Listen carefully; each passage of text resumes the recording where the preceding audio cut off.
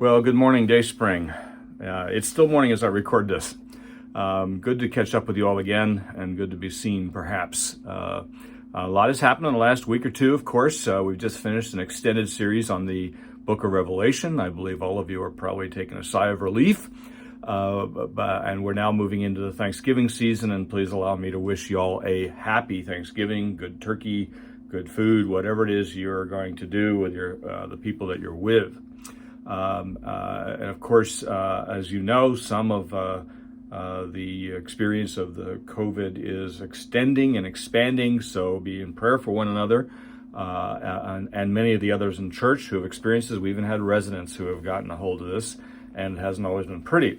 So my recommendation is please stay safe out there. In light of the current transitions, even in our political world, I have to be honest, one of the passages that I love to return to is Psalm 46. And I'm going to read just a couple of verses. I'll throw them up on the screen when I edit this out, but this is the way it goes. God is our refuge and strength, a very present help in trouble.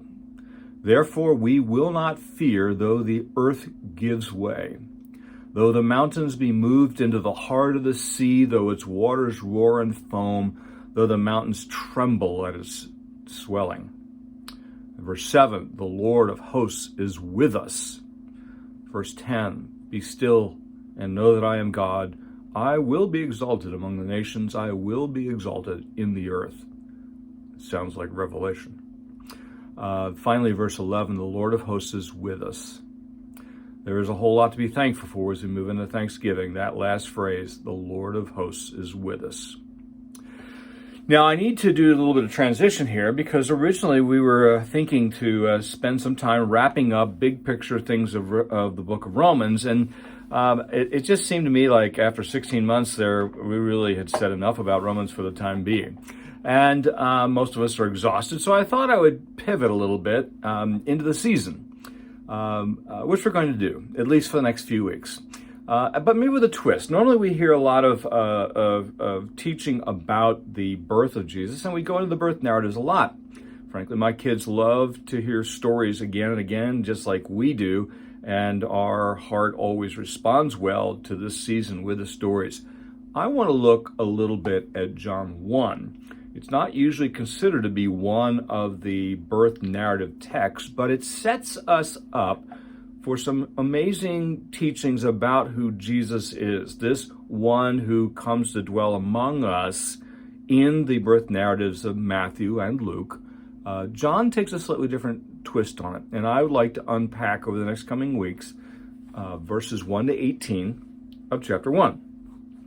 Some of it will be a very tight reading of the text, and some of it will look at the larger structures, and some of it will look at the Old Testament background, which I think is pretty important, and it's even in this case. But I want to work today briefly from the first two verses of the Gospel. And it goes like this. In the beginning was the Word, and the Word was with God, and the Word was God. He was in the beginning with God. Now, there's a whole lot packed into this text. Let me start with the word. It's the Greek word logos. Now, most of you probably know that. You have heard of that term used many times, but it's loaded with all kinds of overtones. And here's the deal. In the ancient world, you primarily are dealing, at least in John's audiences, with a very Greek pagan world or a Jewish world. And the Jewish world is relatively minority, but being Jewish himself, he has those backgrounds himself. But in the Greek world, the word logos has a lot of meaning. And probably most of his original readers were, in fact, probably Greek. But it has overtones of the idea of a world soul. The logos refers to the creative energies that are at work in the universe. In Greek thought, all things that exist come from the logos. And we humans even derive our wisdom from the logos. The concept's very old, goes back at least to the 6th century with Heraclitus. Others are even probably earlier than that. The whole principle of the universe being organized and understandable is based on this. Later Stoics had the idea of the eternal reason, the essential rational notion. So for John, he's going to take this notion of the organizational principle of the universe, and suggest something a little bit different than what the Greeks would have known. The average guy off the street in the ancient world understands that logos is pretty important. But like you and I, it's pretty sophisticated, dense stuff, and sometimes beyond us. The guy on the street would have understood logos a little bit like you and I understand nuclear fission.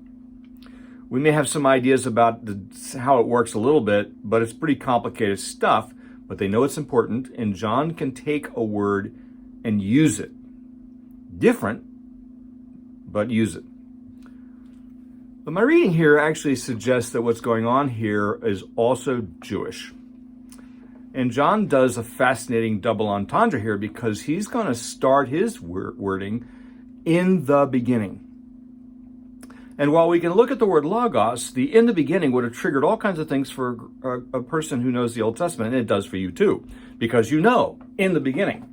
In fact, in the Greek, it's the same phrase, NRK, in the beginning. And the Hebrew Bereshit, which is the first phrase, in the beginning, is recognized and translated as NRK in the Greek. So John isn't accidentally linking, he's doing it intentionally in my mind, that he knows his Jewish readers would have understood that in the beginning echoes. You got it? So Genesis is going to say in verse 3, the opening of verse 3 is Vayomer Elohim, that is, and God said. And of course he's going to say Yahior, let there be light. It doesn't surprise us at all that John starts referring to in the beginning and then talks about logos, because in Genesis, what does God do when he creates? He speaks. Of course he does. In Psalm 33, by the word of Yahweh, the heavens were made. They understood in the ancient world that God's word, all he had to do was speak and things happen. In fact, in the Targums, we find that in reference to the presence, when God is present, they could use the word davar Elohim, that is the very word of God, refers to the presence of God.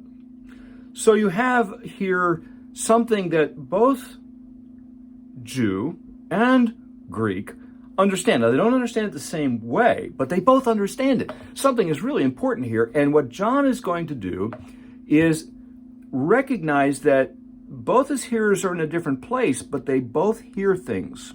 They hear it differently with worldviews, but they both hear things. And then what John does is he comes along and takes a common phrase and he packs it with his own context. Because for him, the word has now become personal. A Greek would never consent to that. The logos was the organizing principle of the world. It wasn't a person. And better than that, for a Jew, he's already thinking the logos was with God. And as John unpacks this passage, he's going to say it's not to be with God is striking, because for him, this is now another being that is with the God who created. And so John is starting to drive a wedge both with the Greeks and with the Jews in the way he talks about this. It becomes a person and everything changes. Now back to John 1. In the beginning, and of course this echoes Genesis 1, John's idea probably even goes back further. In the very beginning, before the beginning, the Logos was at the very side of God. And so you have this phrase, and this word was with God. The phrase with, Greek has several prepositions with. Most of them mean proximity, but this use of this word has to do with the idea that he's in a personal relationship with. Just as my wife and I, when we sit and watch a service, we are together. You can take it the distance and say when Adam knew Eve, he understood that he was with her. And so this idea is not just simply proximity. This is an intimacy language. And that's why you get later on in the chapter this idea that the word was with and in the very bosom of the Father.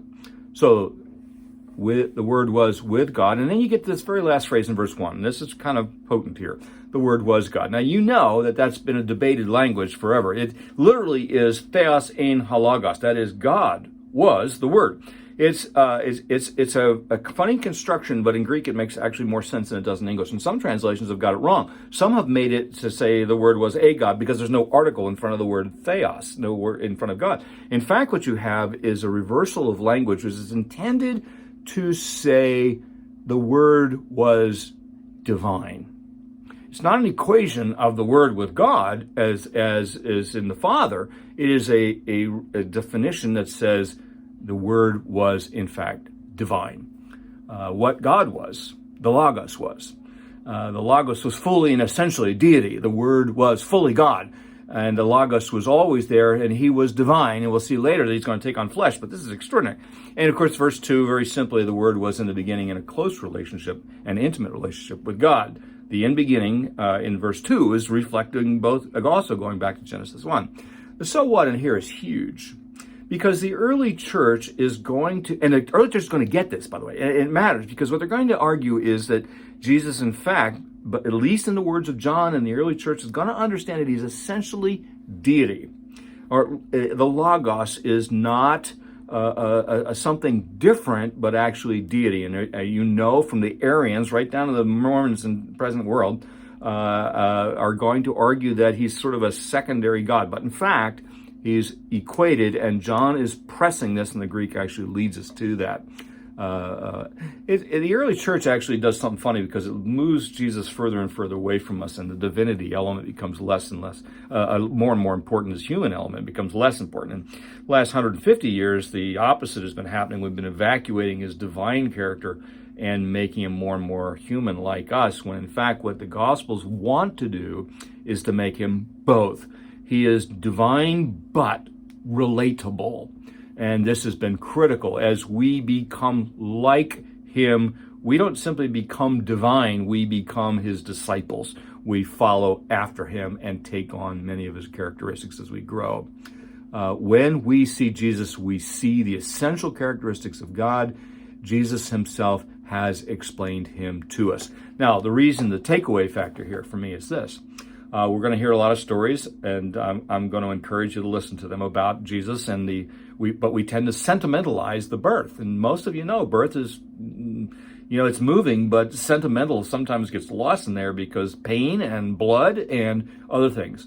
What has always struck me about this is that Mary and Joseph are holding a child who, in fact, was responsible for the universe in which they dwelled.